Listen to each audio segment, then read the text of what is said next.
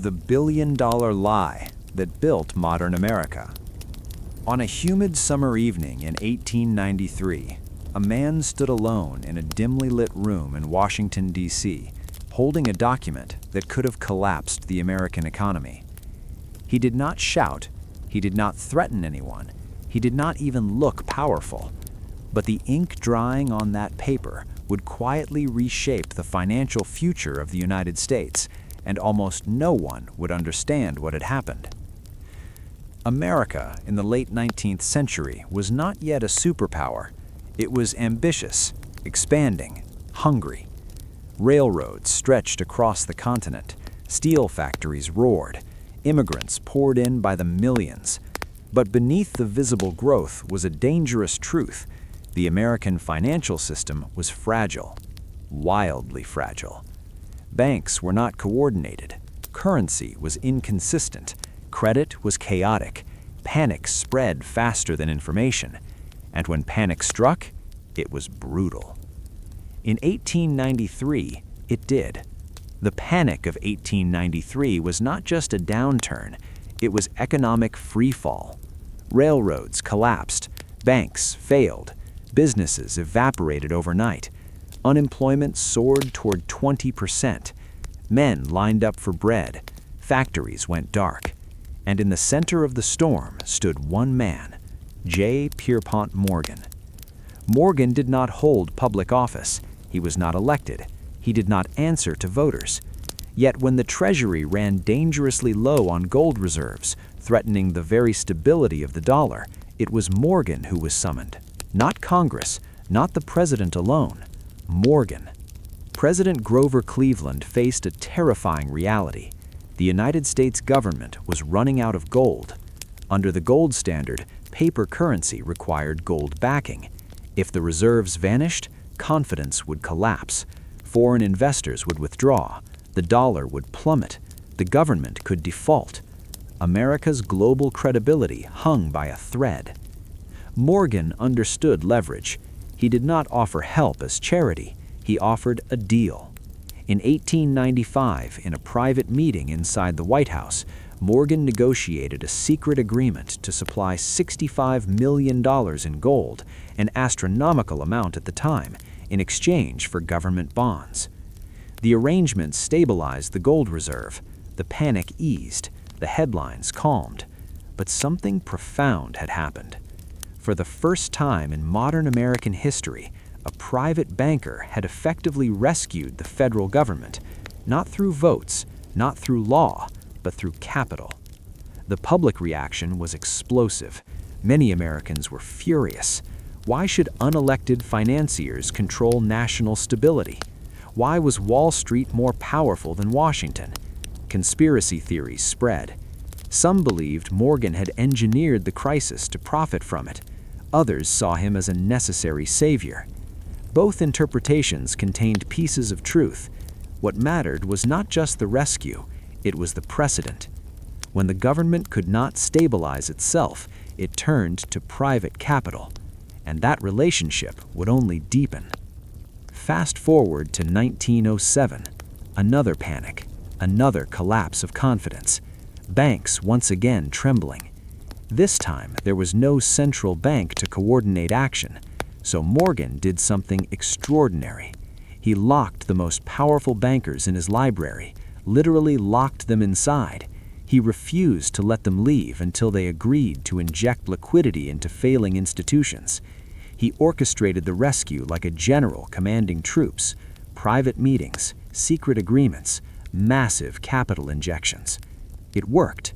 The system stabilized. But the lesson was unmistakable. America did not yet have a central financial authority. It had Morgan.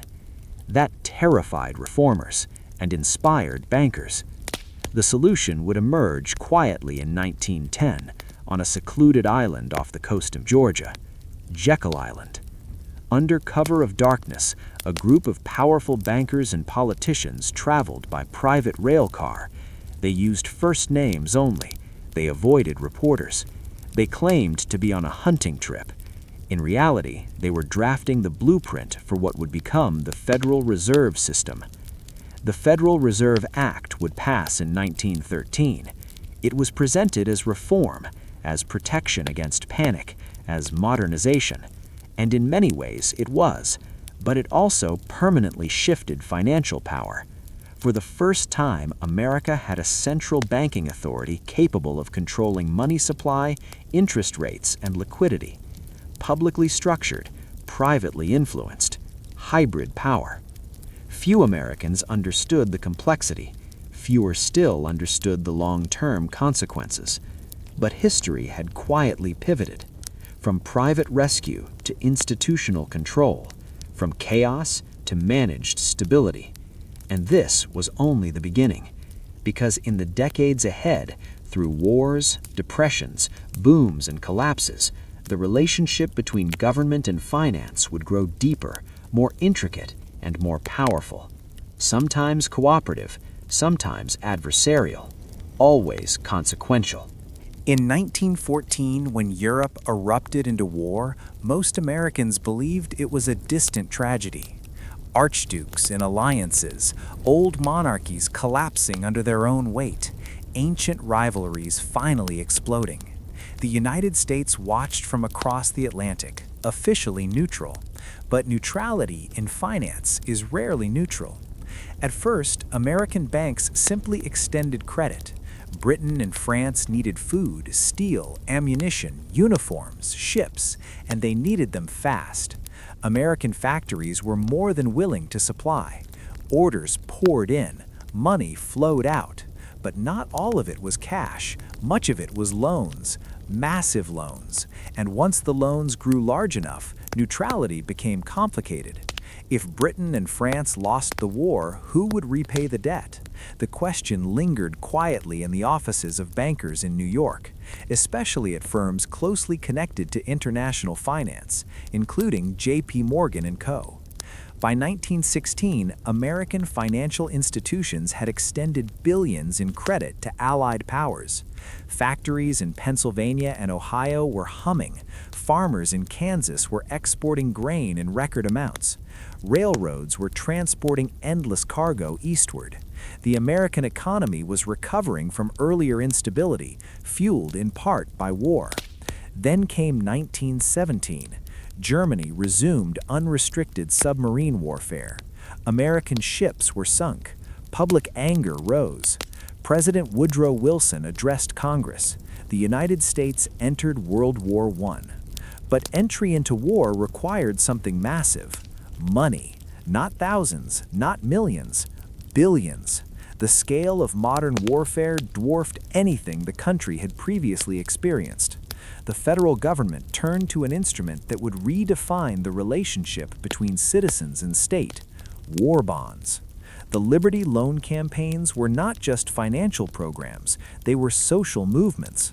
Posters plastered across towns, celebrities endorsing investment, children urged to convince parents to buy bonds. It was patriotic to lend the government money. It was civic duty. It was emotional participation in war. For the first time, millions of ordinary Americans became direct financiers of federal power. They did not feel exploited, they felt proud. But something subtle had shifted. The government now had access to unprecedented public funding, and citizens had grown accustomed to financing massive federal operations. Meanwhile, the newly formed Federal Reserve coordinated monetary policy to manage inflation and liquidity. The system functioned as intended. Money was raised, war was financed, production soared, and when the war ended in 1918, America was no longer just a nation, it was a creditor to the world. Europe was devastated, cities destroyed, infrastructure shattered, treasuries empty, and they owed money to the United States. For the first time in modern history, the center of global financial gravity shifted from London to New York, quietly, without conquest, without invasion, through debt. But debt is fragile. In the 1920s, America entered a period of extraordinary growth. Consumer credit expanded, stock markets climbed, banks speculated, optimism flourished. It felt unstoppable. Underneath the optimism was leverage.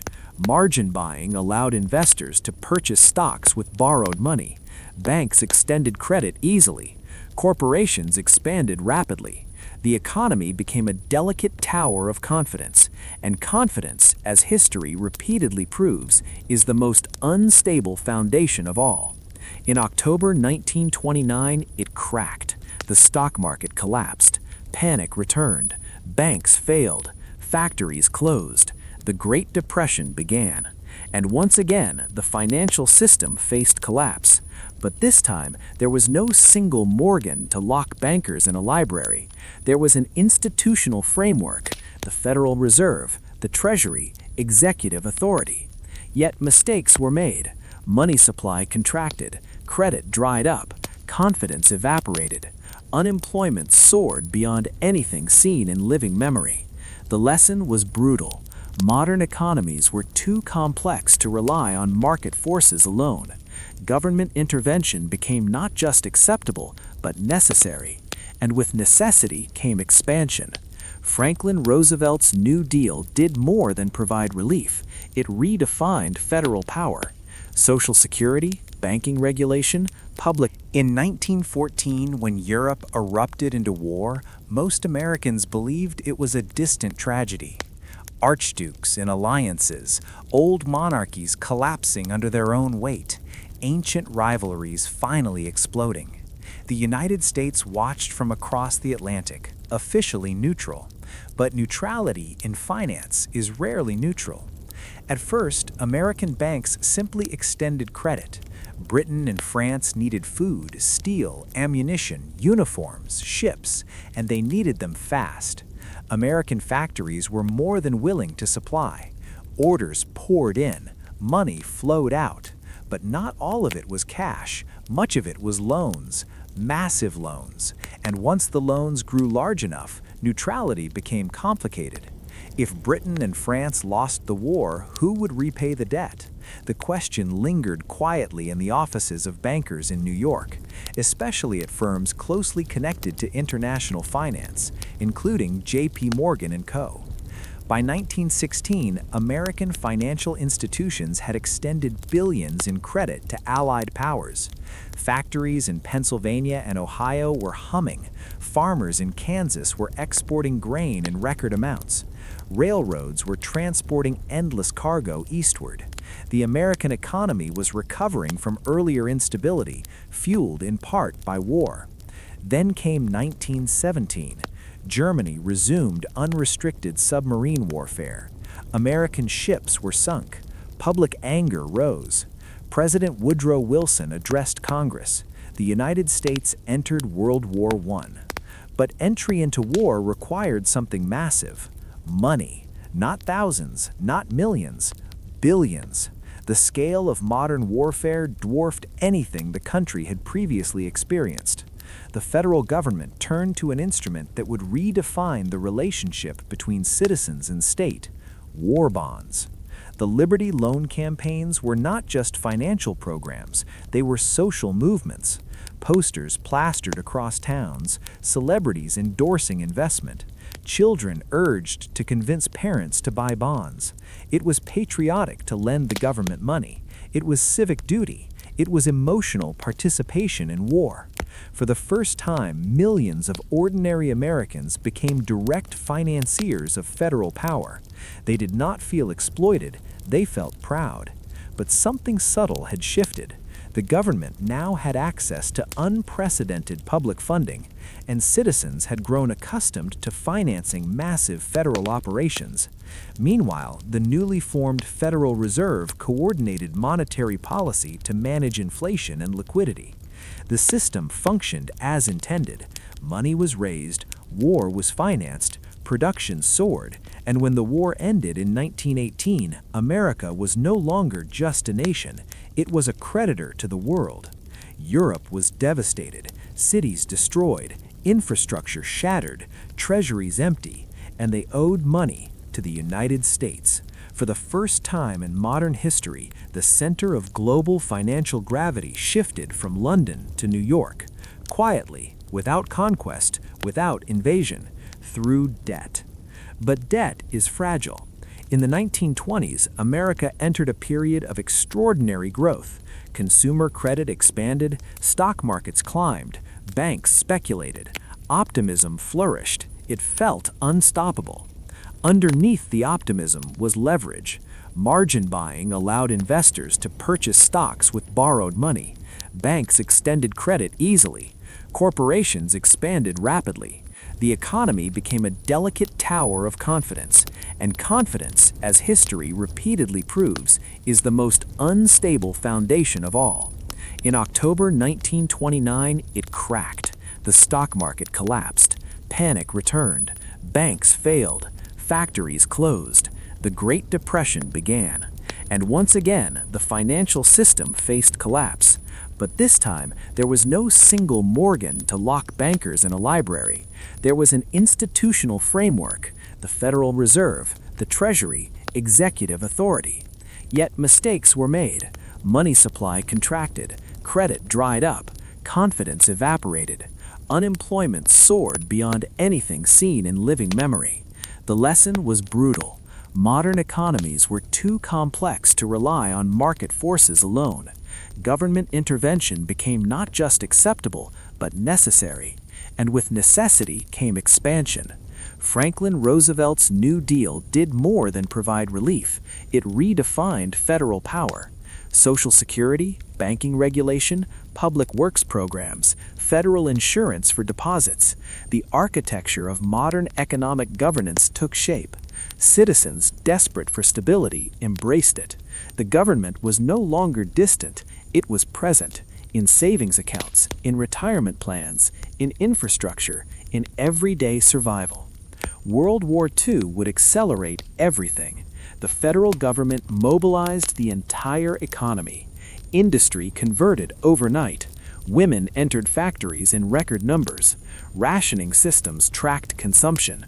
Production quotas guided manufacturing. Central coordination reached levels previously unimaginable. And it worked. By 1945, The United States emerged not only victorious, but dominant. Its factories were intact, its currency strong, its military unmatched, and its financial system integrated into global reconstruction. The Bretton Woods Agreement established the dollar as the world's reserve currency. Other nations pegged their currencies to it. Gold backed it. Confidence surrounded it. America did not conquer the world with armies alone. It anchored it with finance. The post-war era brought prosperity. Suburbs expanded. Highways stretched across states. Universities grew. Corporations thrived. And behind it all was a carefully managed economic framework. Monetary policy, fiscal spending, global debt structures, trade agreements. But power never stops evolving. By the 1970s, strains appeared. Inflation surged. Oil crises rattled confidence. And in 1971, President Richard Nixon made a decision that would fundamentally alter global finance. He ended the dollar's convertibility to gold. The gold standard effectively gone. The dollar would now float freely, backed not by metal, but by trust and by American power. This decision transformed everything. Money could expand without gold constraints. Credit markets exploded. Global finance became more complex, more interconnected, more volatile, and more powerful. The financial architecture built over decades now operated on confidence alone. No metal, no fixed anchor, just belief in systems designed to protect that belief. The courtroom in Washington, D.C. was so silent that even the sound of a pen dropping would have echoed like a gunshot. But this was not a murder trial. It was something far more explosive. At the defense table sat a quiet man with wire-rimmed glasses and the posture of a scholar. He did not look like a spy. He did not look like a traitor. He looked like a professor, the kind who might forget where he left his notes. His name was Alger Hiss, and the United States was about to tear itself apart over whether he had betrayed it to the Soviet Union. For many Americans in the late 1940s, This trial felt like the beginning of something darker than war, a battle not against a foreign army, but against invisible enemies hiding within the government itself. The story begins years earlier, during World War II. Alger Hiss had been a rising star in Washington. A graduate of Johns Hopkins and Harvard Law School, he clerked for Supreme Court Justice Oliver Wendell Holmes Jr. He worked in the State Department. He attended the Yalta Conference alongside President Franklin D. Roosevelt. He was polished, educated, connected. He represented the very image of America's intellectual elite. After the war, he helped shape the United Nations. And then, in 1948, a former communist courier named Whittaker Chambers walked into a congressional hearing room and detonated a political bomb. Chambers claimed that Hiss had been a secret member of a Soviet spy ring in the 1930s. The accusations seemed absurd. Hiss denied it calmly and confidently. He said he did not even know Chambers. But Chambers insisted. He described meetings, documents, conversations. The case became a spectacle. Newspapers ran daily headlines, radios crackled with updates, families argued over dinner tables. Was the U.S. government infiltrated, or was this a smear campaign against a loyal public servant? Then came the pumpkins. In one of the strangest twists in American legal history, Chambers produced microfilm hidden inside a hollowed-out pumpkin on his Maryland farm. The media quickly dubbed them the Pumpkin Papers. They contained copies of State Department documents that Chambers claimed Hiss had passed to him for Soviet intelligence. The country froze. This was no longer rumor, it was evidence. Hiss was charged not with espionage, the statute of limitations had expired, but with perjury. He was accused of lying under oath about passing documents and knowing Chambers. The first trial ended in a hung jury. The second trial convicted him. In 1950, Alger Hiss was sentenced to 5 years in prison. But the trial's consequences extended far beyond one man. A young congressman named Richard Nixon had aggressively pursued the case as a member of the House Un-American Activities Committee. The Hiss case launched Nixon's national political career. It also fueled the rise of anti-communist fear that would soon explode into full-blown McCarthyism. Senator Joseph McCarthy would claim that communists had infiltrated the State Department, the Army, Hollywood. Careers were destroyed, lives shattered, all from the seed planted in that courtroom.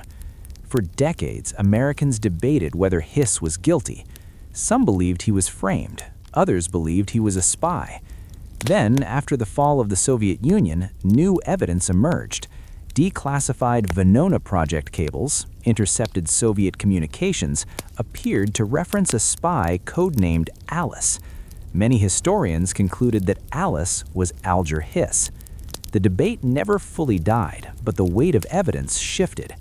The case became one of the most consequential espionage controversies in American history. It reshaped trust in government. It accelerated Cold War paranoia. It helped elect a future president. But beyond politics, it revealed something deeper about American society, a vulnerability to fear when threats are invisible. Because espionage is not dramatic like battlefield combat. It is quiet. It hides behind desks and polite smiles. It wears suits. And sometimes it sits in a courtroom looking like a professor. The Hiss case forced Americans to confront a chilling possibility that the Cold War was not only being fought overseas, but within the corridors of their own democracy. It was not the last time the nation would struggle with that fear. In the 1950s, loyalty oaths spread across universities and government agencies. Hollywood writers were blacklisted, neighbors suspected neighbors, and the line between vigilance and hysteria blurred. The Hiss case proved that infiltration was possible. McCarthyism showed how quickly that fear could spiral. By the time the fever broke, reputations were ruined and trust fractured. Alger Hiss maintained his innocence until his death in 1996. Even in old age, he insisted he never spied for the Soviets. For some Americans, he remained a martyr of political persecution. For others, he was proof that communism had indeed seeped into the highest levels of government. The truth, like much of history, lives somewhere between documents and human memory. But the impact is undeniable. The Hiss case marked the beginning of a new era, one where suspicion could become policy and ideology could divide a nation more sharply than any foreign army. And it left a question that still echoes today. How do you defend a democracy from hidden enemies without destroying the democracy itself? The answer remains unfinished. The shockwaves from the Hiss conviction did not fade when the courtroom lights dimmed. Instead, they spread outward into congressional offices, newsrooms, universities, suburban living rooms, and military bases across America. The early 1950s became an era of suspicion. The Cold War was no longer an abstract geopolitical struggle between Washington and Moscow. It felt personal. It felt internal. In 1949, the Soviet Union successfully detonated its first atomic bomb, years earlier than U.S. intelligence had predicted. The revelation stunned Americans. How had the Soviets advanced so quickly? The answer would soon emerge in another espionage case, one even more explosive than Hiss. In 1950, British physicist Klaus Fuchs confessed to passing atomic secrets to the Soviets while working on the Manhattan Project. His confession triggered investigations in the United States that led to the arrest of Julius and Ethel Rosenberg. Unlike Hiss, the Rosenbergs were not elite State Department officials. Julius was an electrical engineer. Ethel had worked as a secretary. They were young, working class, and openly sympathetic to leftist causes in the 1930s. Prosecutors accused them of orchestrating a spy ring that transmitted atomic bomb designs to Moscow. The trial electrified the country. The prosecution argued that their actions had accelerated the Soviet bomb program and directly threatened American lives. The defense claimed the evidence was exaggerated, politically motivated, and based heavily on testimony from Ethel's own brother, who had struck a deal with prosecutors. In 1951, both were convicted. In 1953, they were executed in the electric chair. The execution of a married couple for espionage during peacetime was unprecedented in American history. Across Europe and parts of the United States, protests erupted. Some saw them as traitors who endangered national survival. Others believed they were scapegoats in a wave of anti-communist hysteria. Decades later, declassified Soviet archives confirmed Julius Rosenberg had indeed engaged in espionage. The role of Ethel remains more debated among historians. But in the early 1950s, nuance did not exist. The Cold War demanded certainty. The fear of infiltration became political fuel, and one man used it masterfully. Senator Joseph McCarthy of Wisconsin claimed he possessed a list of communists working inside the U.S. government. The number changed depending on the speech: 205, 57, sometimes different figures altogether. The evidence was often vague, but the accusation was powerful. Television was becoming a dominant medium in American homes. For the first time, citizens could watch congressional hearings unfold live. They saw confrontations, accusations, dramatic finger-pointing. McCarthy chaired hearings that interrogated government employees, army officers, even librarians. Careers were destroyed not by convictions, but by suspicion. To be accused was often enough. Hollywood studios created blacklists. Screenwriters and actors were denied work if they refused to testify before Congress about past political affiliations. The Hollywood 10, writers and directors who refused to answer questions, were jailed for contempt of Congress. Universities dismissed professors who would not sign loyalty oaths. The atmosphere was suffocating. Parents worried about what their children read. Workers feared that attending a union meeting in the 1930s might now cost them their job. The irony was stark. The United States was fighting abroad for freedom against authoritarian communism, while at home, fear of that ideology was narrowing civil liberties. Then, in 1954, the tide turned. McCarthy accused the U.S. Army of harboring communists. The Army McCarthy hearings were broadcast nationally. For weeks, Americans watched as McCarthy's aggressive tactics were exposed. In one unforgettable moment, Army Attorney Joseph Welch confronted him. "Have you no sense of decency, sir, at long last?" The room fell silent. Across the country, viewers felt something shift. By the end of the year, the Senate formally censured McCarthy. His influence collapsed, but the damage lingered. Thousands of careers had been ruined. Trust in institutions had eroded. And yet, the espionage cases were not fabrications. Soviet infiltration had been real. The paradox haunted American politics. The threat was genuine. The response was often excessive. It was a lesson that would echo through future decades, from Vietnam to Watergate to the War on Terror. But the Cold War continued. Behind the Iron Curtain, intelligence agencies refined their craft. In Washington, the CIA expanded its global reach. Spy versus spy became the defining struggle of the era. In 1960, another moment would remind Americans how fragile security truly was. A U-2 spy plane piloted by Francis Gary Powers was shot down over Soviet territory. For years, the United States had conducted high-altitude reconnaissance flights, believing they were untouchable. They were wrong. The Soviets captured Powers alive.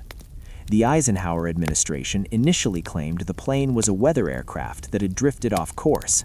Then Moscow revealed the pilot, alive and confessing. The diplomatic fallout was immediate. A planned summit between Eisenhower and Soviet leader Nikita Khrushchev collapsed. The Cold War intensified. Once again, secrecy and deception, tools of espionage, shaped public trust. The American public had to reconcile two realities. Their government needed secrecy to defend the nation, but secrecy could also erode credibility, and that tension would define the decades ahead. By the 1970s, another scandal would shake faith in government more deeply than any spy case. It would not involve Moscow. It would involve the White House, and it would force a president of the United States to resign. But that is another chapter. The story of espionage in America is not just about spies. It is about fear. It is about power. It is about how democracies respond when trust is threatened from within. From Alger Hiss to the Rosenbergs to McCarthy's crusade, the early Cold War transformed the United States psychologically. It created a national reflex, suspicion in the face of uncertainty. That reflex still exists. Every generation faces its own version of hidden threats: cyber espionage, election interference, digital surveillance. The tools change. The anxiety remains. History does not repeat itself exactly, but it whispers. And the whispers that began in that silent Washington courtroom in 1948 are still audible today.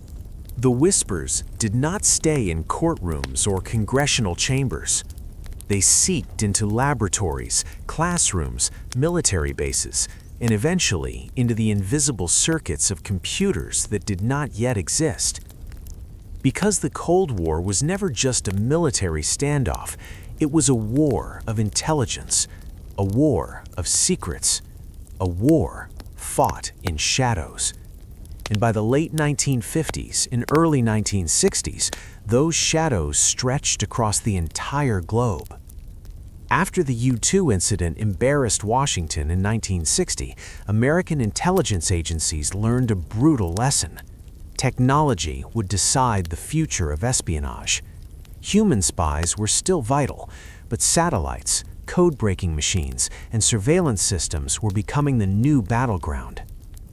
The United States accelerated the development of spy satellites under programs like Corona. For the first time in history, a nation could photograph its adversary from space. When the first Corona capsule successfully returned film to Earth in 1960, it changed everything. Instead of guessing Soviet missile numbers, analysts could count them. And what they discovered surprised many. The feared missile gap, The idea that the Soviet Union possessed far more intercontinental ballistic missiles than the United States was largely exaggerated. Fear outpaced reality. Again. But before calm could settle in, the world lurched toward nuclear catastrophe. In October 1962, U.S. reconnaissance planes discovered Soviet nuclear missiles being installed in Cuba, just 90 miles from Florida. President John F. Kennedy faced a choice: airstrike, invasion, or blockade. For 13 days, the world stood on the brink of nuclear war. Behind the scenes, intelligence channels worked frantically. Messages passed between Washington and Moscow through back channels and secret diplomatic communications. One miscalculation could have meant annihilation. But diplomacy prevailed. The Soviets agreed to remove the missiles from Cuba. In exchange, the United States secretly agreed to remove its own missiles from Turkey. The Cuban Missile Crisis revealed something critical. Espionage could bring nations to the edge of destruction, but intelligence, accurate, verified information, could also prevent war. The CIA's photographs had provided proof. Proof created leverage, and leverage created peace. Yet even as the superpowers avoided nuclear war, covert battles intensified elsewhere. In Vietnam, American intelligence operations expanded dramatically. The CIA ran programs to identify and neutralize suspected Viet Cong operatives. Controversial operations like the Phoenix program blurred the line between counterinsurgency and political repression. Back home, protests against the Vietnam War erupted on college campuses, and in an echo of earlier paranoia, federal agencies began surveilling American citizens. The FBI, under J. Edgar Hoover, launched COINTELPRO, a secret program aimed at monitoring and disrupting political groups deemed subversive. Civil rights leaders, anti-war activists, and even celebrities found themselves under surveillance. Martin Luther King Jr. was wiretapped. Anti-war groups were infiltrated. The Cold War justification was simple: protect national security. But once again, the question returned: how much secrecy can a democracy tolerate before it undermines itself? The 1970s would provide the answer. In 1971, a former military analyst named Daniel Ellsberg leaked the Pentagon Papers, a classified study revealing that successive U.S. administrations had misled the public about the Vietnam War. The documents exposed years of deception. The government attempted to block publication, arguing national security. The Supreme Court ruled in favor of the press. Transparency triumphed, at least temporarily. But the White House response would create a scandal even larger. President Richard Nixon, already deeply suspicious of political enemies, authorized covert operations to prevent further leaks. In June 1972, operatives connected to Nixon's re-election campaign broke into Democratic Party headquarters at the Watergate complex in Washington, D.C. What began as a bungled burglary unraveled into a constitutional crisis. Journalists Bob Woodward and John Bernstein followed the money trail. Congressional hearings revealed secret tapes recorded in the Oval Office. The tapes proved Nixon had attempted to obstruct justice. In 1974, facing impeachment, he resigned. It was the first and only resignation of a U.S. president. Watergate was not a foreign espionage scandal, it was domestic political espionage. But its roots were tied to the same Cold War mindset, the belief that secrecy, control, and covert action were necessary tools of survival. After Watergate, Congress created oversight committees for intelligence agencies, new laws aimed to prevent abuse. The Church Committee hearings in 1975 exposed decades of covert CIA plots, including assassination attempts against foreign leaders. Americans were stunned. The agencies created to defend democracy had sometimes operated outside its principles. Trust fractured again. And yet, the Cold War persisted. In the 1980s, President Reagan escalated tensions with the Soviet Union, calling it an evil empire. Military spending surged. Proxy wars continued in Central America and Afghanistan. But behind the rhetoric, intelligence channels remained active. In 1983, a Soviet early warning system mistakenly detected what appeared to be incoming U.S. missiles. A Soviet officer named Stanislav Petrov made a decision that may have saved the world. He judged the alert to be a false alarm and chose to not report it as an attack. He was correct. It was a computer error.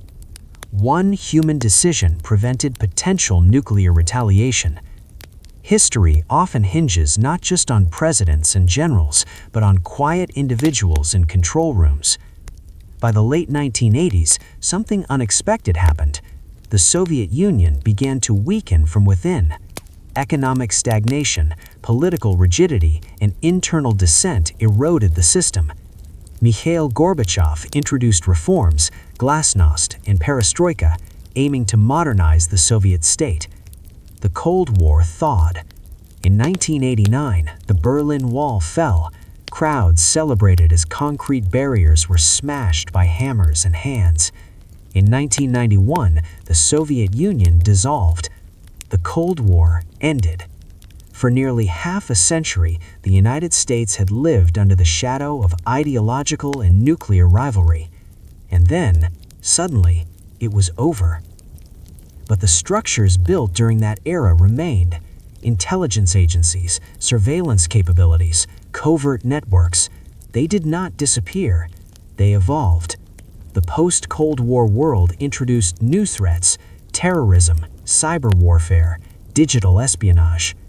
On September 11, 2001, the attacks on New York and Washington reshaped American security policy once again. The Patriot Act expanded surveillance authority dramatically. New debates erupted about privacy versus protection. And decades later, in 2013, former NSA contractor Edward Snowden revealed classified documents exposing massive government data collection programs. The controversy echoed earlier eras: national security versus civil liberty, secrecy versus transparency, fear versus freedom. The same themes, different technology. From typewritten documents hidden in pumpkins to encrypted digital files transmitted across fiber optic cables, the methods changed, but the central question never did. How does a free society defend itself without losing itself? The Cold War taught America that threats can be real. It also taught that fear can magnify them beyond proportion. Espionage was not myth. Soviet agents did infiltrate. Secrets were stolen. Lives were risked. But overreaction carried its own cost. Careers destroyed. Rights suspended. Trust eroded. History rarely offers simple heroes and villains. It offers tension. It offers warning. It offers perspective. And for the United States, a nation built on openness and liberty, the Cold War became a long test of resilience. A test whether democratic institutions could survive both external enemies and internal fear. They did survive. Imperfectly, but they endured. And today, when headlines speak of foreign interference, cyber attacks, election hacking, or global rivalry with rising powers, the echoes of that earlier era can still be heard. The courtroom in 1948, the electric chair in 1953, the televised hearings in 1954, the spy plane falling from the sky, the missiles in Cuba, the tapes in the Oval Office, the wall collapsing in Berlin. Each moment, a chapter in the same unfolding story. A story not just about spies, but about the fragile balance between security and freedom. And that balance, as history shows, must be guarded as carefully as any secret. And yet, even after the Berlin Wall crumbled and the Soviet flag was lowered for the last time in 1991, the most profound transformation of all was just beginning. Because the Cold War had been visible, There were maps, there were missiles, there were speeches, there were enemies with clear names and borders. The new era would be different. The new battlefield would be invisible.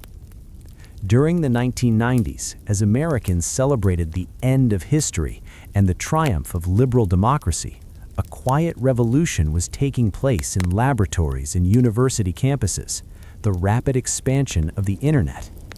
Originally funded by the U.S. Department of Defense through ARPANET in the late 1960s, the network had been built for resilience, a communication system that could survive nuclear attack. By the mid-1990s, it was opening to the public. Few understood how dramatically it would reshape intelligence, politics, and power. In the Cold War, secrets were stored in filing cabinets and vaults. Now they would live in servers. In the Cold War, spies passed microfilm in alleys. Now, data could be transferred across oceans in milliseconds. The intelligence agencies adapted quickly. Cyber divisions expanded. Digital surveillance tools grew more sophisticated. Encryption became both a shield and a target. And then came September 11th, 2001.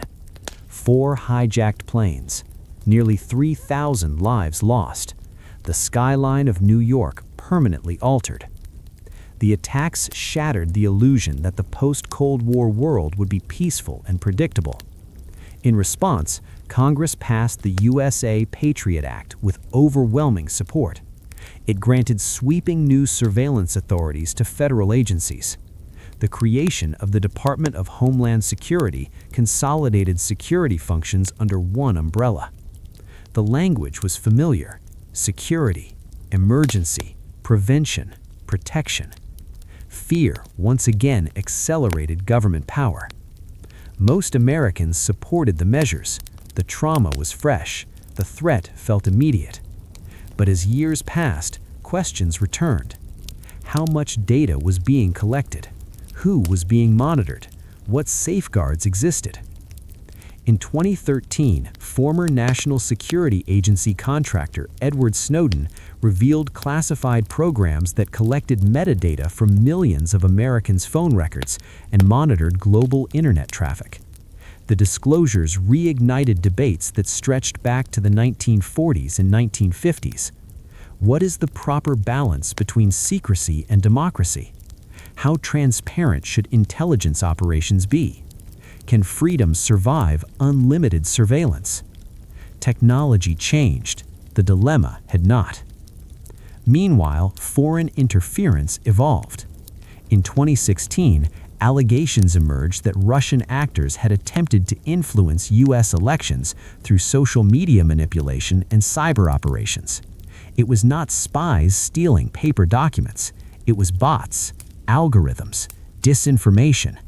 The battlefield was the human mind. The Cold War had taught America to fear nuclear annihilation. The digital age introduced a different threat: erosion of trust. If citizens no longer trusted elections, institutions, media, or each other, what remained of democracy? History does not repeat exactly, but it rhymes. In the late 1940s, fear of infiltration fueled loyalty oaths and blacklists. In the 2010s and 2020s, fear of cyber infiltration fueled new surveillance programs and information warfare strategies. In both eras, Americans wrestled with uncertainty. And in both eras, the strength of democratic institutions depended on public engagement, oversight, and accountability. What makes this story astonishing is not just the spies or the crises, it is the endurance. For nearly a century, from the first Red Scare after World War I to the digital intelligence debates of today, the United States has faced recurring tests: external enemies, internal suspicion, technological disruption. Each generation believes its crisis is unprecedented, and in some ways it is. But the underlying struggle, security versus liberty, remains constant. Smedley Butler warned of power operating quietly. McCarthy demonstrated how fear can distort justice. The Rosenbergs revealed the deadly stakes of ideological rivalry. The Cuban Missile Crisis showed how close miscalculation can bring catastrophe. Watergate proved that unchecked secrecy corrodes trust. Snowden forced the nation to confront the scale of digital surveillance. Each episode, separated by decades, forms part of one long narrative. A nation experimenting with freedom under pressure. The American experiment has never been static. It evolves under stress. It absorbs shock. It reforms. It debates. It sometimes overcorrects. It sometimes regrets. But it continues. That continuity may be the most remarkable fact of all. The United States has faced existential threats, fascism, nuclear war, terrorism, and yet its constitutional framework endures. Not flawlessly, not without controversy, but persistently. History is not merely a record of triumphs or failures, it is a record of adaptation. And for American audiences today, living in a world of instant information and constant headlines, the lesson is profound. The tensions you feel are not new. The anxieties you see are not unprecedented. The debates over security, censorship, surveillance, and free speech are chapters in a long, unfolding story. Understanding that history does not eliminate the challenges, but it provides perspective. It reminds us that panic has consequences, that secrecy demands oversight, that liberty requires vigilance, and, perhaps most importantly, that democracy is not self-executing. It depends on informed citizens. It depends on institutions that can be questioned. It depends on courage, sometimes loud, sometimes quiet. From a courtroom in 1948 to encrypted servers in the 21st century, the central drama remains unchanged. How do we protect ourselves without becoming what we fear? That question defined the Cold War. It defines the digital age, and it will define the future. History is not asleep. It is watching, and so are we. But even that is not the end of the story, because the most unsettling realization comes when you step back and see the full arc. For nearly a century, Americans have lived inside a permanent state of preparation. Preparation for infiltration, preparation for nuclear war, preparation for terrorism, preparation for cyber attack, preparation for misinformation. The emergency changes shape. The readiness never disappears. During World War II, citizens planted victory gardens and collected scrap metal. During the Cold War, children practiced duck and cover drills beneath school desks. After 9/11, travelers removed their shoes at airports and accepted liquid restrictions without protest. Each generation normalizes its version of vigilance, and slowly, what began as temporary becomes permanent. Military bases expand, intelligence budgets grow, technology embeds itself deeper into daily life. The National Security Agency, once obscure, becomes one of the most powerful intelligence organizations in the world. Cyber Command operates in digital battlefields invisible to ordinary citizens. Artificial intelligence now assists in threat detection and predictive analysis. The tools are more advanced than anything imagined in 1947, but the philosophical tension is ancient. The founders of the United States feared concentrated power. They designed a system of checks and balances precisely because they understood human nature. Yet they could never have imagined satellites capable of reading license plates from orbit, or algorithms capable of tracking billions of digital interactions per day, or social media platforms influencing public opinion in real time. The Constitution remains the same parchment. The world surrounding it has transformed beyond recognition. And here lies the extraordinary truth. The Cold War did not end. It mutated. It shifted from tanks and missiles to servers and signals, from spies in trench coats to hackers behind keyboards, from propaganda leaflets to algorithm-driven feeds. Great power competition has returned to headlines in the 2020s. The United States now navigates tensions not only with Russia, but with China in trade, technology, artificial intelligence, and military positioning in the Pacific. Semiconductor supply chains are discussed with the same intensity once reserved for nuclear arsenals. Space, once symbolic of prestige, is now strategic terrain. Private companies launch satellites that rival national programs. Cyber intrusions probe infrastructure. Ransomware attacks shut down pipelines. Disinformation spreads faster than any printed pamphlet ever could.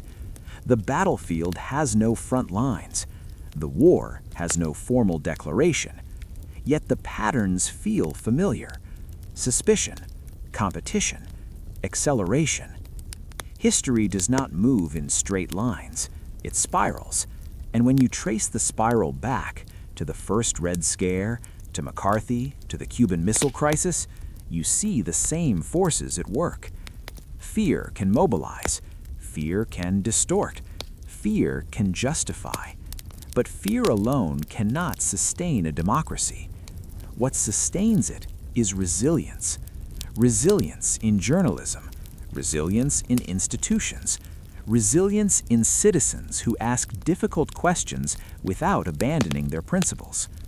America's story across the 20th and 21st centuries is not merely about espionage or superpower rivalry. It is about stress testing a system built on freedom. The fact that the country endured McCarthyism and corrected course, that it survived Watergate and reasserted oversight, that it debated surveillance laws openly, that courts ruled against executive overreach at critical moments. These are not small achievements. They are proof of elasticity. The United States has bent, sometimes alarmingly, but it has not broken. And perhaps that is the most astonishing reality of all. In 1948, a nation panicked over infiltration. In 1962, it stood 13 days from nuclear annihilation. In 1974, a president resigned in disgrace. In 2001, skyscrapers collapsed in smoke and ash. In 2013, global surveillance programs were exposed. Each moment felt existential. Yet the Republic continued.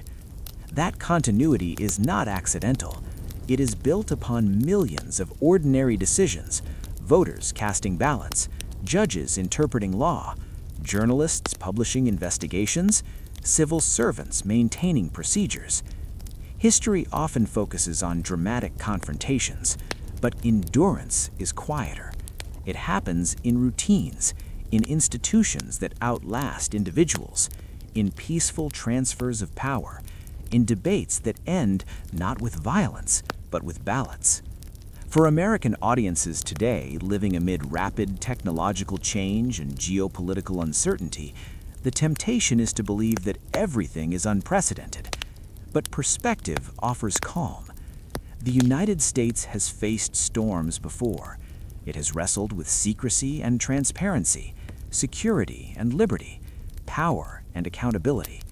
The balance shifts. It is contested. It is imperfect. But it is alive. And as long as it is debated openly, as long as citizens remain engaged rather than indifferent, the experiment continues. The Cold War began with whispers of infiltration and ended with the collapse of a superpower. The digital age begins with lines of code and unfolds in ways we are only beginning to understand. What remains constant is the responsibility shared by every generation to guard freedom without surrendering to fear, to demand security without accepting unchecked power, to remember that democracy is not inherited once, it is maintained continuously. History is not a relic, it is a mirror. And when Americans look into that mirror, they see a nation tested repeatedly, yet still standing. Not flawless, not immune to error, but resilient. The story is not over. It never is, because history does not conclude with a final chapter. It simply hands the pen to the next generation. And now the pen rests in hands that carry something no previous generation possessed: unlimited information. In 1947, news traveled through newspapers and radio. In 1962, families gathered around black and white televisions. In 1974, investigative journalism unfolded over weeks. In 2001, breaking news shocked the world in real time. Today, information moves at the speed of light. A rumor can circle the globe before it is verified. A video can ignite outrage within minutes. A narrative can be shaped by anonymous accounts, artificial intelligence, or coordinated campaigns. The battleground is no longer territory. It is perception, and perception shapes reality. Foreign intelligence services understand this. So do domestic political actors.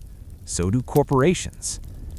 Data has become the most valuable resource on Earth. Not oil, not gold, not land. Data. Patterns of behavior, preferences, beliefs, fears. In the Cold War, governments sought classified military secrets. In the digital age, influence itself is the prize. If you can shape what people believe, you shape what they demand. If you shape what they demand, you shape what leaders must deliver. That realization marks one of the most profound shifts in modern history. Power has decentralized and centralized at the same time. A teenager with a smartphone can reach millions, yet a handful of tech companies control the infrastructure through which that reach is possible. Governments regulate, platforms moderate, courts arbitrate, citizens argue. The conversation is loud, chaotic, relentless. But beneath it all lies the same enduring question. How do you preserve a free society in an age where information itself can be weaponized? The founders feared tyranny from kings. The 20th century feared tyranny from ideologies. The 21st century fears tyranny from systems so complex that accountability becomes blurred. Algorithms decide what headlines appear. Automated systems flag content. Artificial intelligence generates text, images, even voices. Truth becomes harder to anchor. And yet, amid this complexity, one constant remains: human choice.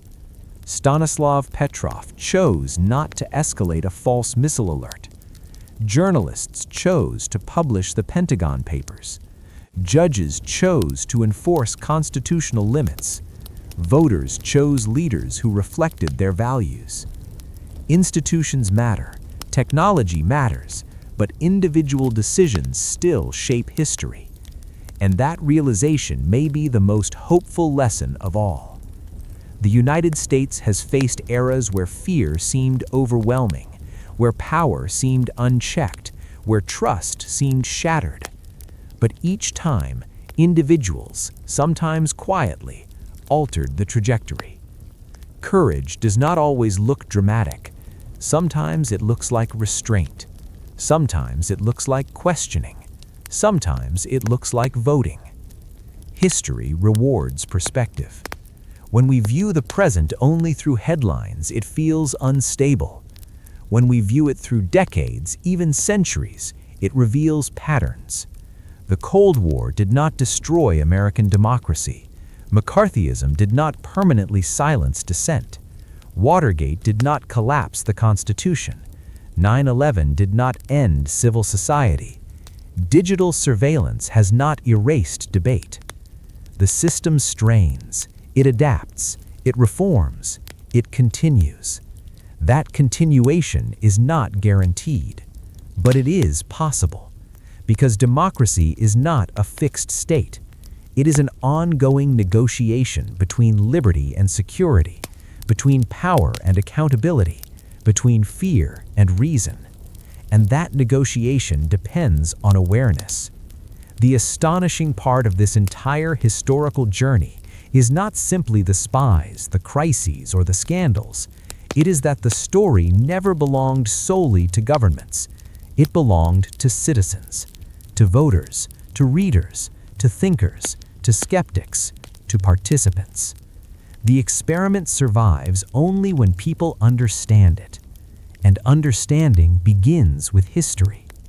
When Americans today debate surveillance laws, foreign interference, AI regulation, cybersecurity, national defense, they are not stepping into a new conflict. They are entering a continuation of a long conversation. A conversation that began when the first whispers of infiltration stirred fear, that intensified when nuclear shadows stretched across classrooms, that deepened when presidential tapes revealed abuse of power, that evolved when servers replaced filing cabinets. The tools change, the responsibility remains. History does not guarantee safety, but it offers clarity. It reminds us that panic fades, that overreach can be corrected, that institutions can reform, that resilience is built slowly and tested repeatedly. And perhaps the most remarkable truth of all, the American story has never been about avoiding crises. It has been about surviving them without abandoning its core ideals: liberty, debate, accountability, adaptation. Those ideals are not self-sustaining. They require effort. They require vigilance. They require memory. And memory is what history provides. From whispered accusations in the 1940s to digital disclosures in the 2010s, from nuclear standoffs to cyber intrusions, the narrative is continuous. It is not a tale of perfection. It is a testament to endurance. The story does not end with triumph or tragedy. It pauses, waiting for the next decision, the next debate, the next generation. History is not behind us. It surrounds us. And the most astonishing realization after nearly a century of tension, fear, secrecy, reform, and resilience is this: the experiment is still running, and the outcome has never been predetermined.